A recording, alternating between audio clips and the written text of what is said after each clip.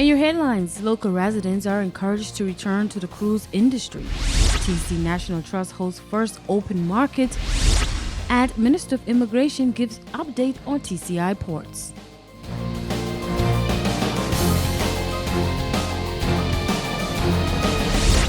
Hello, Turks and Caicos. Welcome to News Watch. I'm Latoya Walker, your anchor for Tuesday's newscast. The real news starts now. Elected representative for Grand Turks South Atwan Oswood is calling on locals to return to the capital as the cruise industry gets set to open. Details in Tuesday's leading report. The anticipated reopening of the cruise industry is just 2 weeks away. One of the representatives for Grand Turks says he is relieved to see the revival of the industry in the nation's capital. He is especially happy to see the assistance being given for local cruise industry businesses to help revive their operations. A lot of that money is coming from the Infrastructure Improvement Fund, which is now being called a different name. So that is going to help a lot of those persons whose business has been closed for almost 2 years just to get back up and going, get their rental places going, get their supplies, get their stock, get service equipment, service materials replaced. So that is real welcome also, because there are a number of local persons, the businesses just closed. Taxi buses park up, golf cars park up.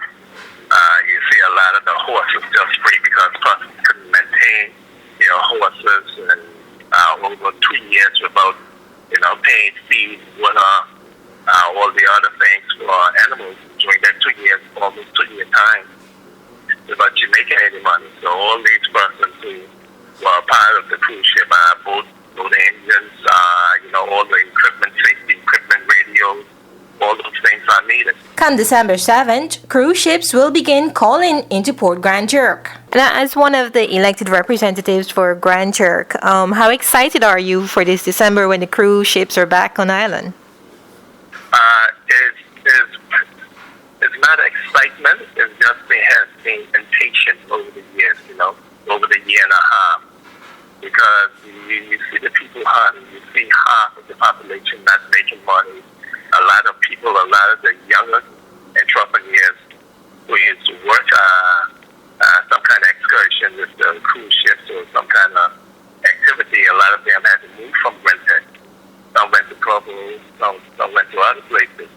So, it's been, it's taking so long. And we have seen cruise ships return to other places. And on Monday, we're going to be doing the beach vending policy. Monday, that is going to be debated inside of the House. And all these stipulations came with Carnival coming back. Before they come back, they had asked the government, okay, they're not going to come back. This was my take on it, that they're not going to come back unless all these things are in place. And so they had their wish list. And I was wondering, I have a bunch of questions on their order paper, concerning the contract of Carnival coming back. It haven't been answered yet. Some of Oswood's questions were asked and addressed on Monday. One in particular related to the term limits of the new contract with Carnival, which the Premier answered. The questions come in several parts, from A through E, and I am prepared to address them one by one. The first A is, what is the term limit of the new contract? Okay. In the first place, this is an amended contract. It's not a situation where the contract came to an end and negotiations started all over again from ground zero. Carnival has had a contract since 2005, and there might have been iterations of that, right? But the underlying basis of that contract continue to exist. So the term of the contract was extended. The original contract that was from 2005 for 40 years. At 49 years, it took us to 2054. The contract was extended for a further 10 years. Point one. Second point. B. How long is it projected for Carnival to recoup their investment of $25 million? That question is bundled into a number of other issues. There is reference made in the contract to recovery date. That's not a new term. That was in the old agreement. Based on current calculation, had COVID-19 not intervened, it was anticipated that the contract recovery date would arrive sometime in 21-22. That can no longer be the case because there's been no activity since March of 2019. The Premier says that to the extent that Carnival may need to make additional investments above the $25 million is dependent on when that new recovery date will be. Also, the government, he says, has asked Carnival to provide additional information as to the original calculation as to the recovery date of 2021-2022. The Premier says the government is waiting on that information to have it audited to ensure it is realistic before a new date is announced.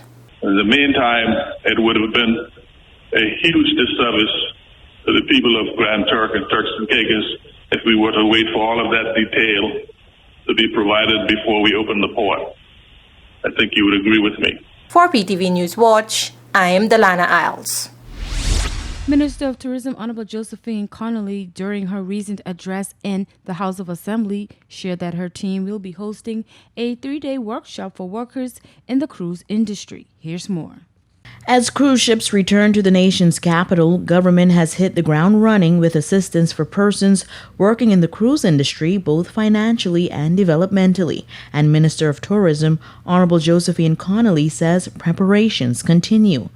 Mr. Speaker, beginning November 30th, we have 4 days of various workshop sessions planned for our people in Grand Turk. The sessions will include advice on development of tours, marketing plans, customer service, and other areas. The workshops will be facilitated by experts from the Carnival Cruise Line, Invest TCI, Center of Entrepreneurial Development, and the Department of Coastal Resources, just to name a few. The goal is to widen the possibilities for retailers, tour operators, persons who may want to develop tours for our thousands of guests and general avenues for business within the sector. Honorable Connolly says she is excited to see what the reopening of the cruise center will do for the people of the TCI and its economy as air travel continues to yield positive results. And our tourism industry is rebounding successfully. Over the last weekend, Mr. Speaker, we welcomed close to 2,000 guests on Saturday only. Mr. Speaker, these numbers are an indication that despite the protocols, Turks and Caicos continues to remain at the top of the mind of travelers. The reopening of the cruise center is slated for December 7th. A quick break, but don't go anywhere. We'll be right back with more News Watch.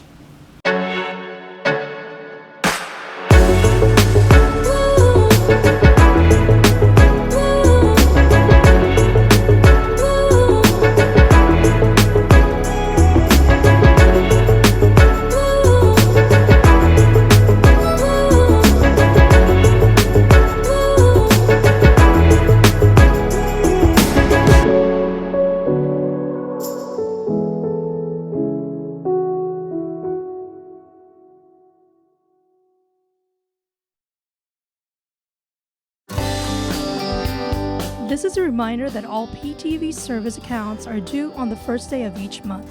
Accounts should be brought up to date by the 28th of the month to avoid disruption in service. Payments may be made on our office at Stubbs Diamond Plaza, Providenciales, Mides Plaza, North Caicos, and Airport Road in South Caicos. Payments may also be made online using Scotiabank, CIBC First Caribbean Bank, and Royal Bank of Canada. Please allow 3 business days for online payments to be processed. We thank you for your cooperation.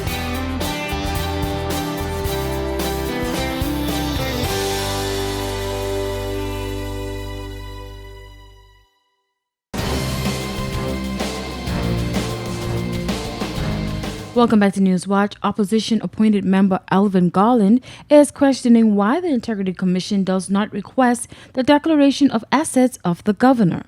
The member said it is an injustice that they have to submit their assets when he doesn't. More in this next report. Earlier this month, the Integrity Commission hosted a 6-day seminar on anti-corruption, during which time the director took the opportunity to address parliamentarians who have been tardy in submitting their declarations of interest for this year. This week in the House of Assembly, opposition-appointed member, the Honorable Alvin Garland, addressed the oversight body, saying that their oversight does not go far enough. I have read I've seen on a message on WhatsApp as regards to the director of the Integrity Commission holding a meeting with members of Parliament, and where it is alleged that he has scolded members for not submitting proper declarations. Mr. Speaker, I just want to go on record as saying that the law is the law. Everyone should abide by the law, and if you are required to submit some information to the Integrity Commission, you should. But, Mr. Speaker, that is not the purpose of my submission today. Mr. Speaker, what I want to highlight is the injustice, I should say, as the Integrity Commission in comparing with the governor. Mr. Speaker, every member of Parliament had to submit a declaration, and every member of Cabinet had to submit a declaration. The only person that are immune from having to submit a declaration is the governor, Mr. Speaker. Mr. Speaker, one of the fundamental principles of a democracy is that no man is above the law. No man is above the law, Mr. Speaker. And what we are facing today in the Turks and Caicos Island, modern Turks and Caicos Island, 2021, Mr. Speaker, we have an appointed gentleman who happens to be above the law, above every elected representative of this country. The people who elected the people. But we have an appointed gentleman who comes here, reigns supreme, and had to submit nothing to the Integrity Commission. So, Mr. Speaker, he can have meetings with whoever he wants to have meetings with, and he can accept gifts from whoever he wants to accept gifts from, Mr. Speaker. However, if the Premier accepts a gift from anyone, he has to disclose it to the Integrity Commission. Mr. Speaker, that is unjust, that is not fair, and we as a people, we as a Parliament, should no longer accept it, because there is nothing democratic about it. He is also calling for the Integrity Commission ordinance to be changed. And the Integrity Commission ordinance needs to be changed to reflect that the governor must also be obliged to submit a declaration to the Integrity Commission. Mr. Speaker, thank you for your time. That concludes my submission. For PTV News Watch, I'm Delana Isles.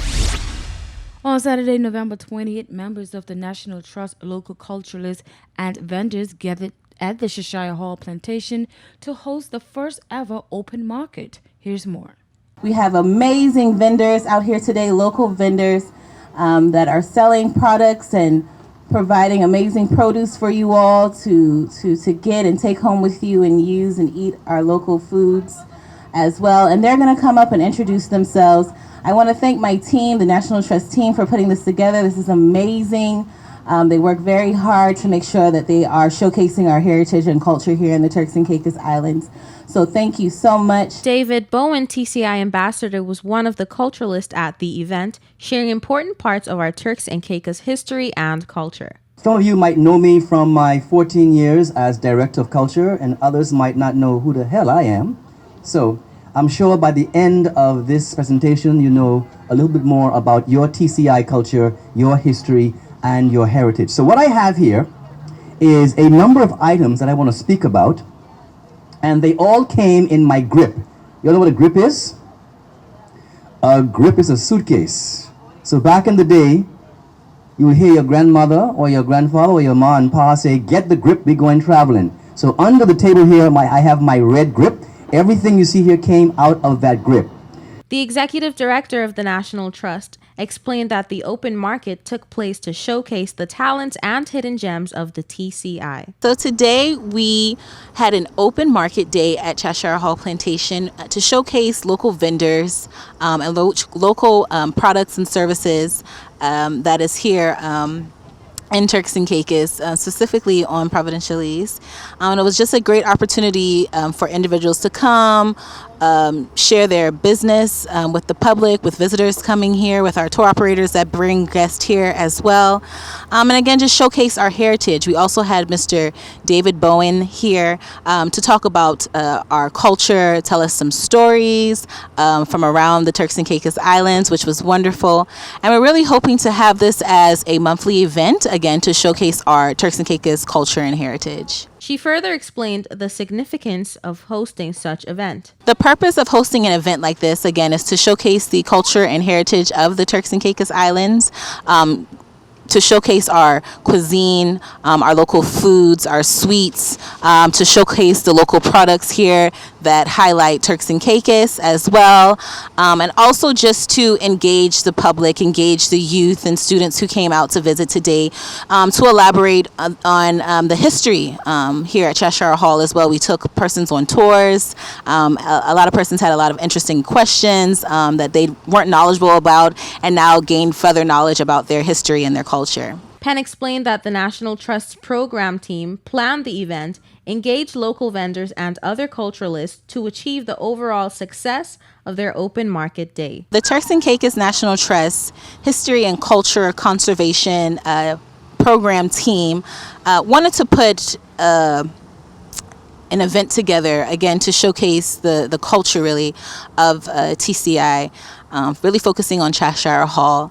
So, we have an amazing team. They reached out to the various vendors around Providenciales specifically and North Caicos to come and share with the public, again, their products and their services. So the team reached out again to the vendors. Also, they engaged local musicians as well to showcase the local music here, Ripsaw music here, Rake and Scrape music here in Turks and Caicos. And I feel like the vendors definitely enjoyed being here. They definitely enjoyed showcasing their products and their services. We hope that in future we will have other vendors that want to come out and support and, showcase their products and their materials as well. She described the inaugural event as being exciting and auspicious, as something that could possibly be long-term and held more frequently, as she closed by thanking the public. We just want to thank those who were able to assist the Turks and Caicos National Trust for the event today. It definitely takes a community to bring events like this together. We do want to let the public know, you can become a member of the Turks and Caicos National Trust. You can visit us at our website, www.nationaltrust.tc, and click join and become a member of the Turks and Caicos National Trust and support. And this will be a way to support your heritage and your culture, and be a part of the initiative and the mission here to showcase and spread knowledge about the Turks and Caicos heritage and culture and the environment as well. For PTV Newswatch, I'm Erica Pinales. A quick break, but don't go anywhere. More Newswatch when we return. This is a reminder that all PTV service accounts are due on the first day of each month. Accounts should be brought up to date by the 28th of the month to avoid disruption in service. Payments may be made on our office at Stubbs Diamond Plaza, Providenciales, Mides Plaza, North Caicos, and Airport Road in South Caicos. Payments may also be made online using Scotiabank, CIBC First Caribbean Bank, and Royal Bank of Canada. Please allow 3 business days for online payments to be processed. We thank you for your cooperation.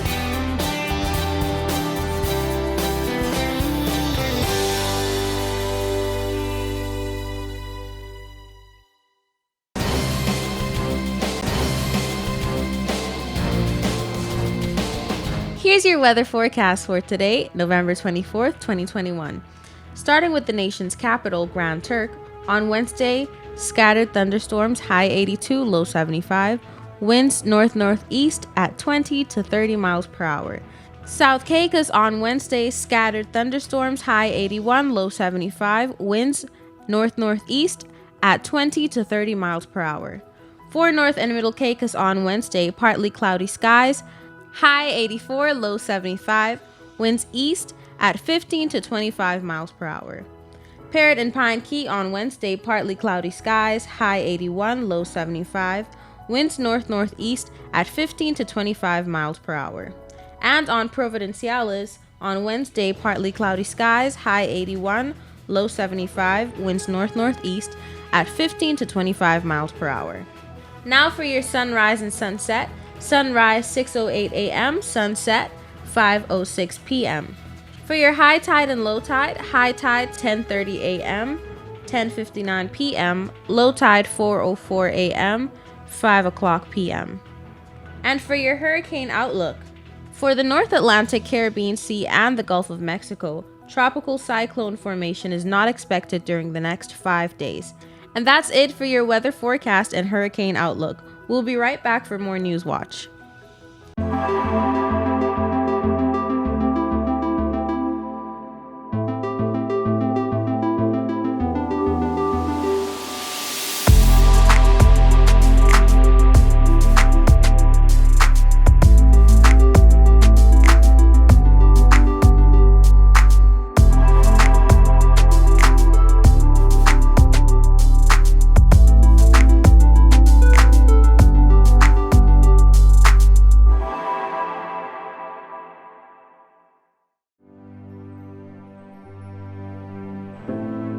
Here at People's Television, we're more than just your leading news and entertainment services. We are spreading the gospel.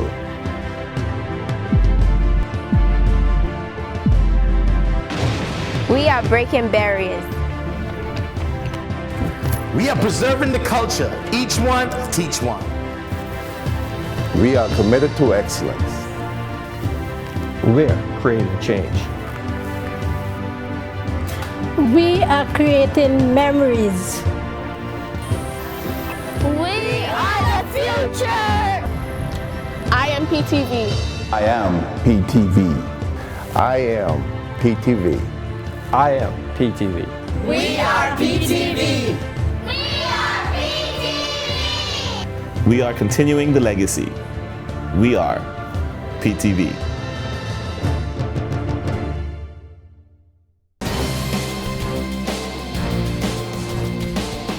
Welcome back to Newswatch. There are concerns over lack of preparation of a new building set to occupy by firefighters of the Provo Fire Department as their date to vacate the storage building at Industrial Road passes. Here's more. Reliable sources say no electricity and no running water has been installed at the building up to yesterday, Monday, November 22nd. Newswatch learns that the building at 5 Keys Road, owned by Albert Musgrove, was promised by the former government to provide more space for the first responders. The building was to be leased for occupation by government for the firefighters and volunteers of the Provo Fire Department. Now we learn that the 3-year lease agreement was signed by this new government a few months ago as the fire department approached its date to vacate the premises at Industrial Park, which was set for yesterday, Monday, November 22nd. After packing up shop at the storage space that they occupied for almost 20 years, firefighters arrived to a building that was in rather new condition, however, not suitable for work or occupation. Weeds growing out of the middle of the property's driveway, no water and no electricity, no lighting outside, and no air conditioning. Another area of concern brought to our attention was a lack of outside lighting needed by the firefighters and volunteers to carry out trainings and preparations for emergency calls, as well as to conduct inspections of their fire trucks before and after calls. Newswatch learns that persons were told of the move to be completed by the end of November, hence it is rather baffling as to why the new office has yet to be ready for occupation after signing of the contract and lease agreement months ago. The Minister of Immigration, in his recent concluded press conference, gave an update on the ports of the Turks and Caicos Islands. Details in this next story. The Ports Authority project is well on its way in North Caicos at the Belfield Landing, and as inclusive of the Belfield Landing boat slips. For the Belfield Landing dredging project, the tender process is now closed and is being evaluated. The consultant preparing the Belfield Landing Master Plan have completed their work, and I am very, very proud that there are 2 local consultants. Their names, Mr. Anthony Walken and Mr. Clyde Robinson. Honorable Musgrove noted the proposal by the consultants will be launched by the end of the year, as he gave an update on the ports in the sister islands. This consultancy involved extensive consultation with communities on the Twin Island. I am very proud of the consultants. I'm very proud of what the consultants have proposed, and I look forward to launching and presenting the master plan to both the government and the community before the end of Christmas. The South Caicos Port Rehabilitation Project is under implementation. Materials for the projects are in the country, and the project will be in full swing from January 22. The tender for the asphalt paving of South Caicos Port closed today. In the interim, though, the Ports Authority is tendering a small contract to fully refurbish the office building at South Caicos. A project to repair the Grantock roll-on, roll-off ramp and install fender is currently being tendered and is closed today as well. A work order is to be issued shortly for the consultancy service to carry out structural assessment of the Grantock Port Office and prepare designs for the refurbishment of the building. And I pause to put my honorable colleague on note, being the Minister for Infrastructure, that will be coming to you very soon. The plan is to be tendered, and this project is the next financial year. As it relates to the port in Providenciales, Honorable Musgrove noted that the construction of a new facility is soon to come. The tender for the first and second phase of the redevelopment of South Dock and Providenciales is currently out to tender among the 7 pre-qualified contractors. This should also close early next year. Later in the year, you will see the release of tender for the construction of the new port office at the South Dock in Providenciales. This concludes today's edition of Newswatch. Remember, you can visit our website at www.ptvatci.com or join us every weekday at 6:30 p.m. I'm Latoya Walken signing out until next time.